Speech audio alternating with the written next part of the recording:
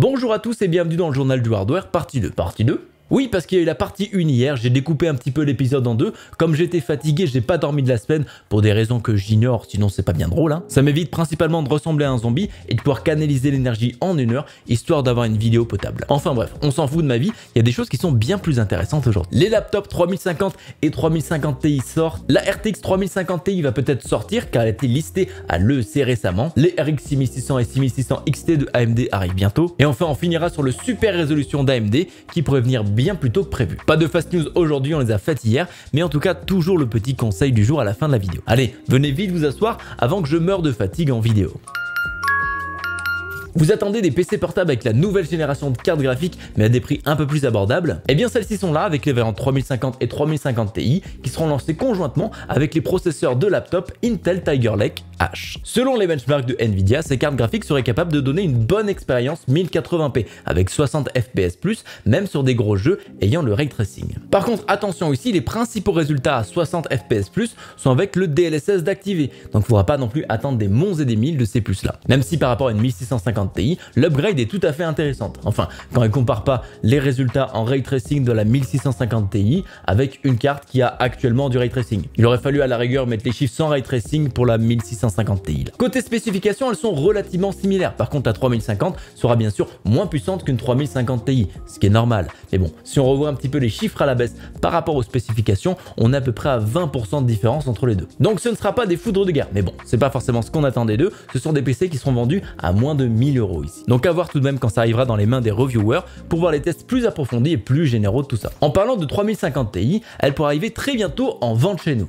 Oui, en vente, parce que pour l'acheter, ça va être encore une fois un autre délire. Ici et comme souvent, c'est l'EEC qui est responsable de ce leak. EEC qui est l'organisme de validation commerciale de l'espace eurasien. Attention par contre, un enregistrement là-bas ne veut pas dire une sortie imminente et certaine, parce qu'on a vu beaucoup de cartes qui ont été leakées là-bas et au final sans jamais les voir sortir. Cette fois-ci, c'est un enregistrement de Palit qui déclare les 3080 Ti et 3070 Ti, quelques cartes de minage ainsi que notre très cher 3050 Ti.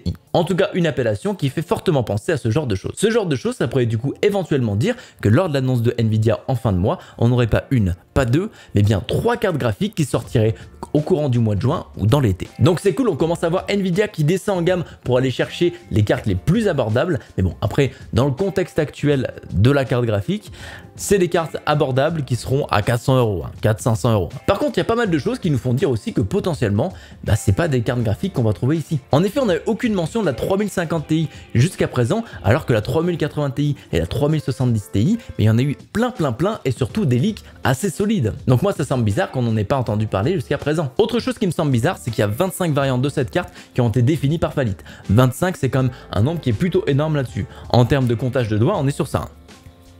Ce qui en comptage de doigts est quand même plutôt gros. En tout cas d'habitude à l'EEC, c'est beaucoup moins de cartes qui sont présentées, donc ça me semble assez bizarre. Et puis dans le contexte actuel, il n'y a pas forcément d'intérêt pour eux de sortir des cartes entrée de gamme. Ça prend de la place sur les lignes de production et il y a très certainement beaucoup moins de marge sur ces cartes-là.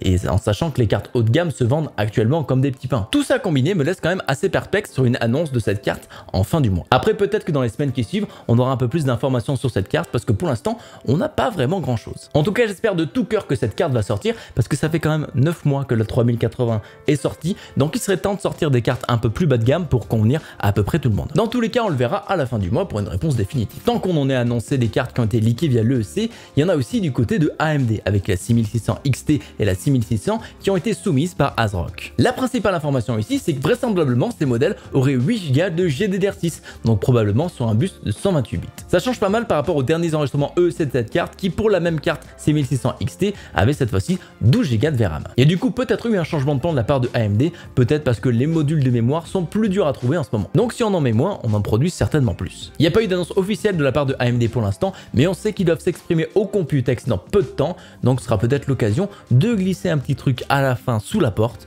pour nous les gamers. En tout cas, on aura très certainement une update pour les 6600M, les cartes graphiques mobiles de AMD qui étaient prévues et promises pour ce trimestre. Donc si on est optimiste, on peut potentiellement espérer un lancement mobile rapide avec le desktop qui suit juste après. Ce sera toujours bien sûr le même enfer pour se procurer ces cartes, mais bon, avec l'augmentation du nombre de références qui arrivent petit à petit, on peut peut-être espérer à que les cartes soient plus facilement trouvables, en tout cas dans des modèles spécifiques. En tout cas, ces cartes ont l'air d'être bien réelles, puisqu'un screenshot de GPU-Z est apparu avec les 2 cartes référencées de AMD. Juin pourrait donc être un mois bourré de lancement de cartes graphiques, ce qui est pas mal parce qu'au final, ça multiplie les occasions de pouvoir acheter un GPU. Mais bon, à quel prix mes amis, à quel prix? En parlant de choses qui sortent en juin, on a le super résolution de AMD, l'équivalent DLSS de Nvidia, mais en différent. Same but different. Ça fait un petit bout de temps qu'on attend celui-là et les gens le réclament à juste titre, tout simplement parce que ça va nous permettre de gagner des performances dans des jeux qui sont extrêmement gourmands. En tout cas, selon le youtubeur Cortex, et ça a été confirmé par plusieurs développeurs, super résolution serait déjà entre leurs mains et on viserait une sortie assez rapide pour le public. Malheureusement, pour l'instant, on n'a pas un mot sur les performances de cette technologie.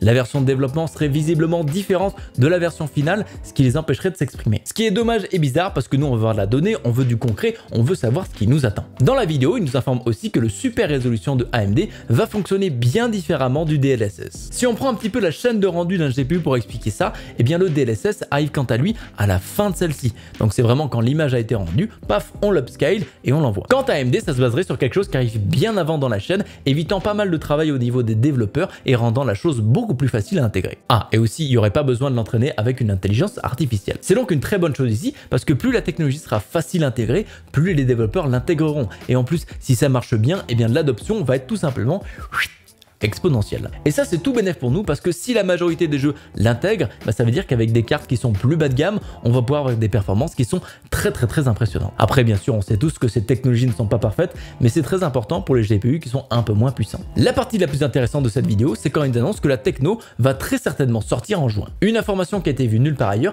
et qui peut pas forcément être confirmée. Et d'ailleurs, on a vu en mars dernier Scott Erkelman qui disait que Super Résolution ne sortirait pas avant 1 an. Ça voudrait donc dire que soit Scott Erkelman a fait une prédiction qui est très conservatrice, qui est assez monnaie courante en prise de parole publique pour éviter de prendre des engagements qui seraient embêtants par la suite, ou soit que la date annoncée de juin est complètement bidon. Mais ça, on peut pas vraiment le savoir. Il y a par contre une dernière chose que Cortex a parlé qui est très surprenante, c'est le fait que Fidelity FX pourrait marcher sur les GPU de Nvidia. Parce que c'est pas du tout monnaie courante de vouloir améliorer les performances des cartes de ses concurrents. Après, si on réfléchit un petit peu, AMD a toujours eu cette approche assez open source, assez ouverte de tout ça, histoire de standardiser et de partager avec les autres. Pour moi, ça reste peu probable mais possible. Et ce serait un beau pied de nez de la part de AMD à Nvidia de dire bah écoutez, tenez, on met à disposition des technos pour vos utilisateurs histoire qu'ils puissent profiter de nos technologies. Mais bon, moi ce qui me chagrine beaucoup sur ce super résolution, c'est qu'on n'a toujours pas de visuel ni de métrique concernant les performances de cette technologie. On veut du concret là. En tout cas, si ça sort en juin, on devrait rapidement avoir des leaks des premiers jeux partenaires qui intègrent ce genre de technologie. Donc comme toujours, soyons patients. Ce sera du coup la fin des news pour cette semaine. On a eu pas mal de news positives, ce qui fait du bien parce que ça change un petit peu. Pour le conseil du jour, ne négligez pas votre sommeil,